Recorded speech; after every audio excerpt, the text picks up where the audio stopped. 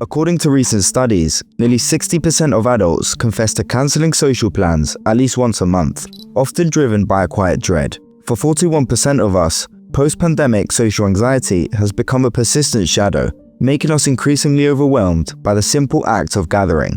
And in that wave of cancellation, a peculiar relief washes over us. But this isn't just about introversion or flakiness.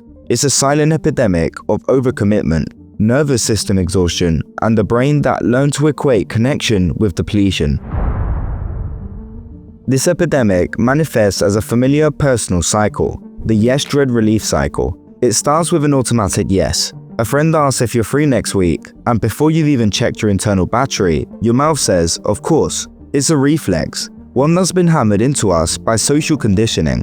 We all want to be seen as reliable, available, and kind. But then, as the day gets closer, the dread creeps in. It's this low-level hum of anxiety. The plan, which seemed like a fun idea at the time, now feels like a monumental effort. It hangs over your head like a work deadline. You start mentally rehearsing the whole interaction, calculating just how much energy it's going to cost you.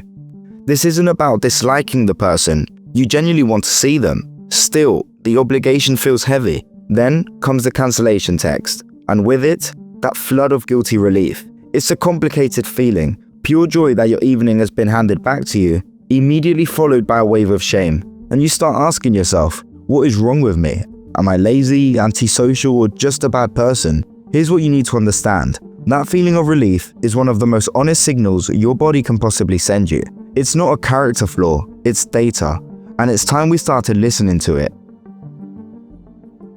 To get why the relief feels so good, we have to understand the dread that comes before it. In our ridiculously overstimulated modern lives, our nervous system can log a social plan as a low-level threat. Your brain doesn't just see a casual dinner, it sees a list of demands. You have to perform, you might be evaluated, and you have to do emotional labor, and you have to manage expectations. This perception flips on your sympathetic nervous system, the body's alarm system. This is the exact same system that controls your fight-or-flight response. Even if the threat is just a social get-together, your body starts to prepare for battle. Your heart rate might tick up, your shoulders get tense, and your brain opens what feels like a dozen background tabs of anxiety, all slowly draining your energy. The dread you feel is the physical and mental price of being on high alert. So, when the cancellation text hits your phone, it's not just a change of plans. For your nervous system, it's the all-clear signal. As psychologist Dr. Linda Papadopoulou explains, when a plan disappears, your nervous system says to you, oh great, the demand's removed, so now I'm safe. Instantly, your body shifts gears. The parasympathetic nervous system, your rest and digest mode, takes over. Your cortisol levels drop, your heart rate slows down, and a wave of calm washes over you. That profound relief isn't just in your head. It's a measurable, physiological rebound. It's your body finally exhaling its threat, a threat it's been holding onto for days.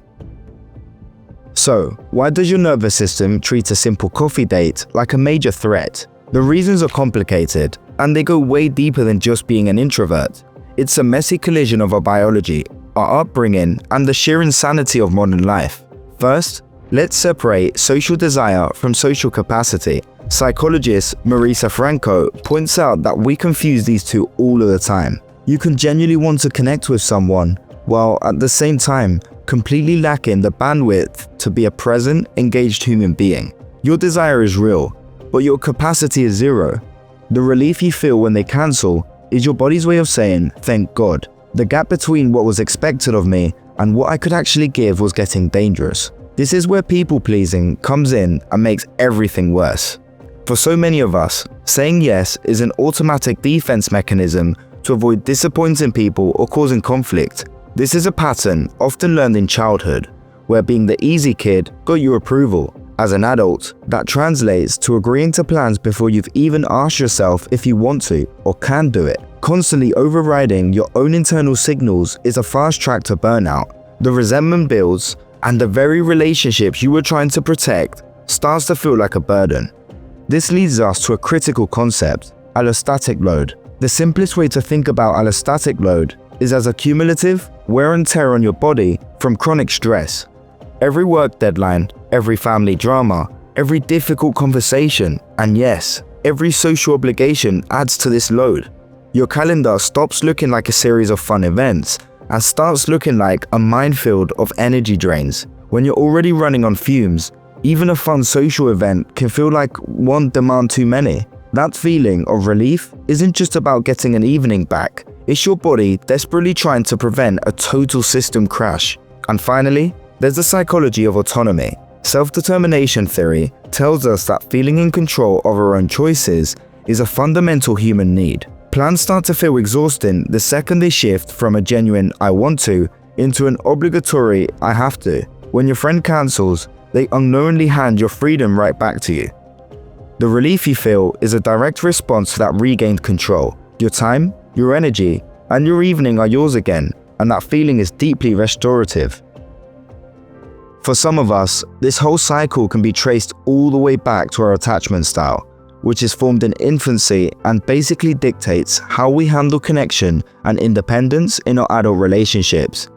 If you have an anxious attachment style, you might say yes to everything because you have a deep-seated fear of being abandoned or rejected. But once the plan is locked in, the obligation feels like a trap, and you start to quietly resent the very person you were afraid of losing.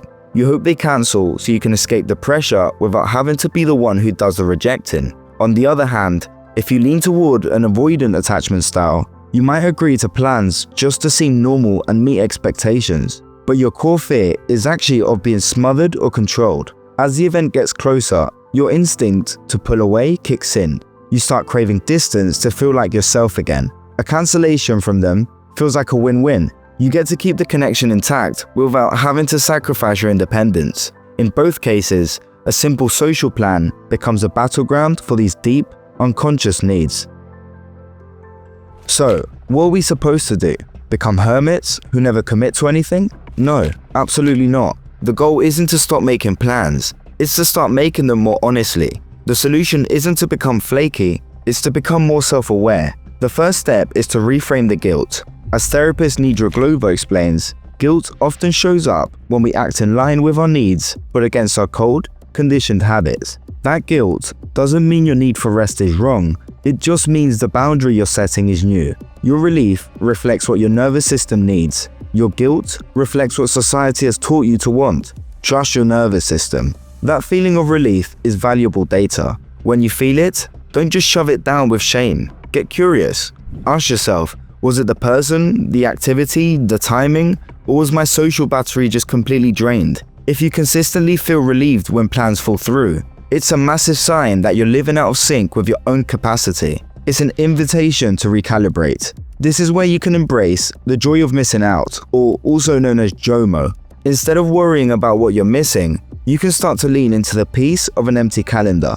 This might mean scheduling fewer things from the start, or it could even mean building buffer days into your week where nothing is planned. It might mean getting comfortable with saying the radical words, "Thank you so much for thinking of me, but I really need a quiet night at home." Honoring your capacity isn't selfish, it's the only way to have sustainable relationships.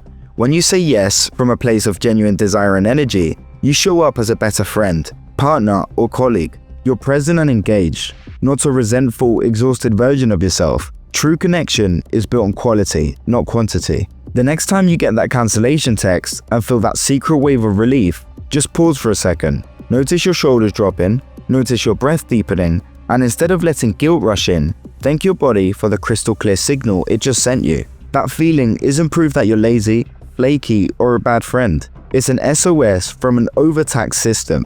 It's a craving for balance. It's not about rejecting other people, it's about finally, truly accepting your own needs. Now, I want to hear from you. Drop a comment below and tell me, do you feel relief when plans get cancelled? If so, let's talk about it.